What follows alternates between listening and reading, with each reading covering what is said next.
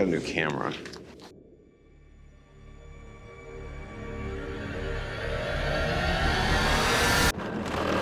I just spent a year of my life making YouTube videos for a channel that I really wanted to work, and I failed. And I would like the year to be it. I would like to not fail anymore.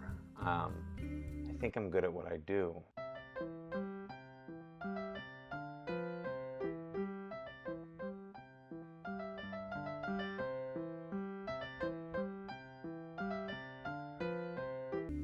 But the problem is, I didn't know how to do what I was doing here on YouTube. Like a lot of artists working with video, I spent most of my life doing it. Whether I had a camera, little Sony Handycam as a kid that my parents gave me because they got a new one, and more like Sony hand-me-down, am I right? I just like a year and a half ago really started photography, and I learned everything I needed to know on YouTube. Everything. Truly, there's not been, maybe 95% of what I know about photography, I learned on YouTube. Or, yeah. And while learning, I noticed that there's a bunch of different ways to do this platform. I would really like to use it as a space to showcase a side of me that I feel like I cannot portray on other areas of social media, other platforms. I like making videos, I like making long videos, and I like doing all that kind of stuff. I like making this as interesting as I can. Has it been interesting? I don't know, is what it is. But yeah. So I can crank out a video. I can make it pretty because the atmosphere is pretty. I mean, look at these atmospheres. They're beautiful. And I'm a decent looking guy. None of that matters. None of that matters. Okay? I didn't know how to edit for YouTube. I didn't know how to make content for YouTube. And while I don't know exactly how to make YouTube videos, I know where to start. And it was with that thumbnail and a little scripted intro. I didn't do any of that. Kind of just started cold opens. And the reason I would like it to work, the reason I would like to do this YouTube channel in a successful way is because I want my work to be seen. I want to have an audience to share it with. And I know that the people that I know from real life or just on Instagram or whatever, they're not always totally interested. And if they are, they also have lives. I want to find the people that love specifically what I do because they pretty much most likely do it too. And the only way to do that, I think, is to really start doing it. Obviously, that's obvious. What I tried to do was take a channel that existed and then rebrand it as my own. It was our Dead! It's dead. It's Dead Room Comedy. Dead Room Comedy YouTube channel, which we built over years, myself and 3 friends, and we got over 1,000 subscribers, and we were loving it. We were making a sketch a week at one point for a whole year straight, and having a blast. I made the majority of those videos, and therefore I felt entitled to make it my channel by the time I so choose to do. And I chose to do that, and I started making videos.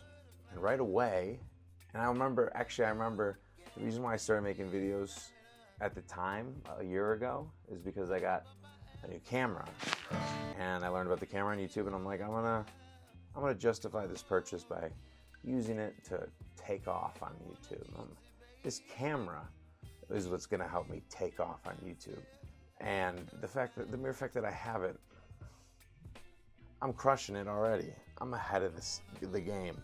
And was not ahead of the game, am not ahead of the game, very much behind, very much starting over the game. Very much lost a game, very much in a new game. Like right away, the first video I put out got like 1,000 views, and then that's grown from there up to an astonishing like 3.8 views, 1,000 views. It's not a lot. And that was my peak. That was the peak. And I suspect it's a mixture of not having edited for YouTube, but like also the fact that the algorithm likely recognized that as a comedy channel. And a lot of followers and subscribers we had on that were comedy-minded people. And then all of a sudden, one of the guys just started taking pictures in a real quiet way. That's not gonna translate. It didn't translate. There's not a lot of space in the Venn diagram between stand-up comedy and quiet photography video fans. I'm one of them, so I know it exists, but I had to start over. And I'm building from there. Should I have scripted this whole thing? Some people do, and some people are very good at that, clearly, and they have a lot of success. I can't spend the time editing or scripting a full YouTube video. I don't want to. I don't think I need to. I can script the beginning, and we can go from there. And here we are.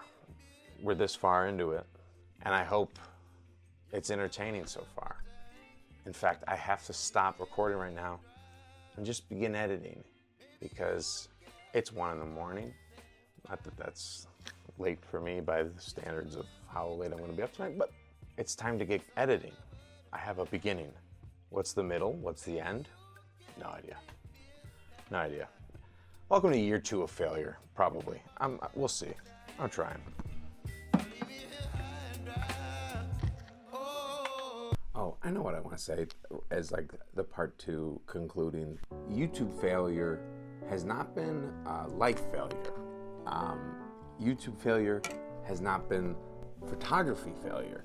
In fact, it's very much the opposite. It's been very much a successful year of photography and a successful year of life. I have learned so much about photography. I'm so much better at it than I was a year ago, and that's taken a lot of practice. And I have practiced more than I would have just doing events and paying jobs by doing those YouTube videos. I made myself go out and film it and take videos, and that was truly like the core of what I was doing. That was the real motivation. And I think I had to tell myself that I'm doing YouTube videos when I really wanted a total excuse, a total like valid reason. I wanted a valid reason to be out shooting constantly, not just locally, but across, technically internationally. I went to Canada twice for photography, and I took trips, and I'm still taking trips that are so short and don't make a ton of sense as far as like the gas spent for the time there and leveraged against my bank account. I mean, but thank God I went out there. Thank God I took all those photos. Thank God I took those trips. I'm so grateful that I pursued past year the way that I did, because not only did I improve my photography, I saw things and went places that it would have taken a lot longer to get to. So many national parks. I'm a national park freak now. White Sands and Yellowstone, Glacier, Cascades, Redwoods, Great Sand Dunes, Black Canyon of the Gunnison, Moab again, Canyonlands again. Just because I was like, I'm 3 hours away from where I'm currently at. I can get out there and I can get back. And I went to Voyagers and Jasper and Banff. And man, what a cool life it's been. I'm very grateful. I'm very fortunate. It's a lonely one, you know. I'm out there doing my thing alone, and I think the companion I needed was the content I was committed to creating, and I'm still committed to creating it, and I'm still committed to getting better at photography. I just now know a little better approach as far as going on this YouTube path in a more legitimate and success-oriented way. And so thank you for watching this if you've watched this, because I've wanted to make it. I've wanted people to watch it, and I'm excited to show you what's next. Smash that subscribe, hit that like button, share it and shit, you know? Thanks.